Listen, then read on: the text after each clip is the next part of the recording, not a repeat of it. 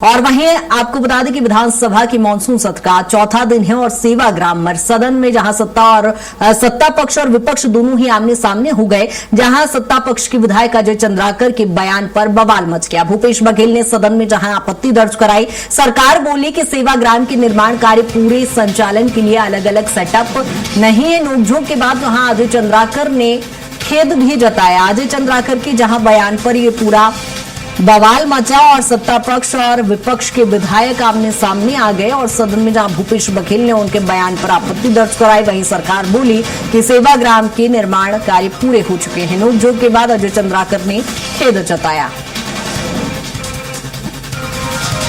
और विधानसभा की मानसून सत्र का चूंकि आज चौथा दिन है, आज भी कार्यवाही काफी महत्वपूर्ण रही। गहमा गहमी के बीच ये कार्यवाही रही, जहां विपक्ष की ओर से कई जनहितैषी मुद्दे उठाए गए थे, जिसको लेकर सत्ता पक्ष और विपक्ष आमने सामने आया। भूपेश बघेल ने जहां सदन में आपत्ति जताई, वहीं अजय चंद्राकर के बयान के बाद बवाल की स्थिति बनी।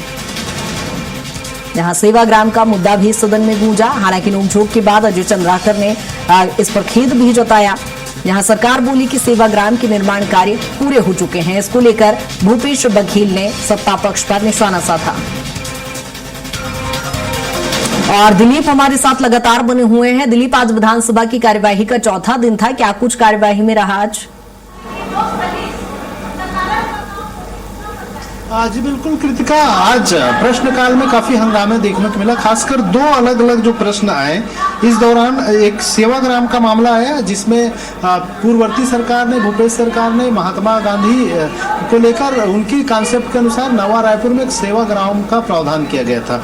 उसको लेकर एक सवाल उठाया गया था अजय चंद्राकर की ओर से कि सेवाग्राम में कितने खर्च किए गए हैं, क्या क्या वहाँ सेटअप है, कितना क्या है। तो उसकी जानकारी के रूप में जो वित्त मंत्री हैं ओपी चौधरी ने जानकारी दे रहे थे। उन्होंने बताया कि उस सेवाग्राम में 2022-23 में इसका प्रावधान किया गया था और इसके लिए कुल अब तक 129 करोड़ रुपए की राशि खर्च की जा चुकी है, बजट में प्रावधान किया गया था।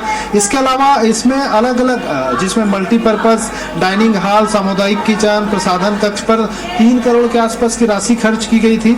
इसके अलावा अन्य निर्माण कार्यों पर 104 करोड़ रुपए की राशि खर्च की गई है। लगभग कुल मिलाकर लगभग 200 करोड़ रुपए की राशि खर्च किए जाने की बातें कही गई थी।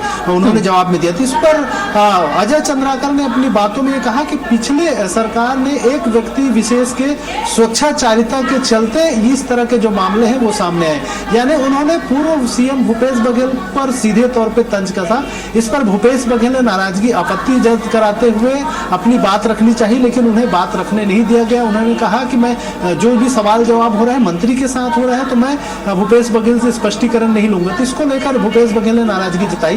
बाद में इस पूरे मसले को लेकर अजय चंद्राकर ने पूर्व सीएम भूपेश बघेल से खेद व्यक्त किया कि उन्हें इस तरह की बिहेव नहीं करनी चाहिए।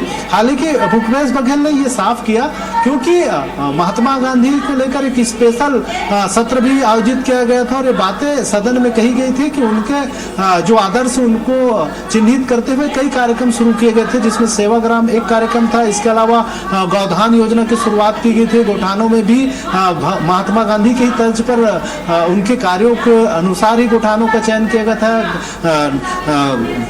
न्याय धन योजना के तहत अलग अलग कार्यक्रम किए गए। तो उन्होंने साफ किया कि ये सेवाग्राम के विशेष रूप से नहीं किए गए थे। महात्मा बिल्कुल दिलीप, लाजमी है सत्ता पक्ष ने अपना पक्ष रखा, लेकिन इसके अलावा विपक्ष की ओर से और कौन से मुद्दे उठाए गए? क्योंकि मत्स्य पालन को लेकर भी यहाँ पर बात सामने आई थी और खास तौर पर कई जनहितैषी ऐसे मुद्दे थे जो आज सदन में गूंजने वाले थे।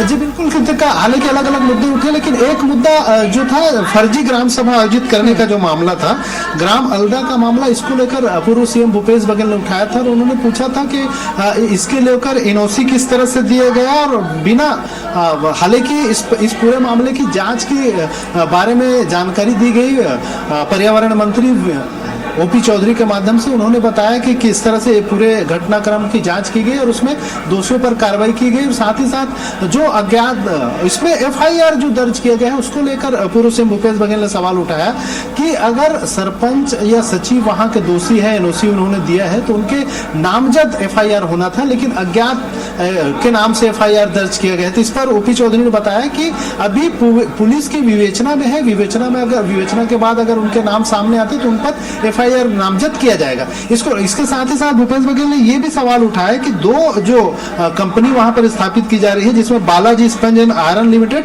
और Agrasen steel and power private limited को जो जमीन आवंटित की गई है फर्जी।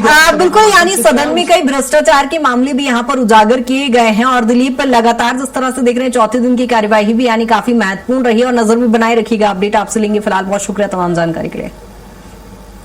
और छत्तीसगढ़ विधानसभा के मानसून सत्र में जहां मछली पालन पट्टा आवंटन का मुद्दा भी गूंजा, अजय चंद्राकर ने नई नीति लाने की मांग की है। मंत्री नेताम बोले कि प्रदेश में नीति पहले से ही लागू है और जल्द ही नई नीति लाने को लेकर उन्होंने आश्वासन भी दिया। यहाँ छत्तीसगढ़ की विधानसभा के आज मानसून सत्र का चौथा दिन है। आज सदन में मछली पालन पट्टा आवंटन का मुद्दा सदन में गूंजा। अजय चंद्राकर ने नई नीति लाने की यहाँ पर मांग की थी। हालांकि नीति पहले से लागू है, लेकिन नई नीति लागू करने को लेकर आश्वासन उन्हें दिया गया।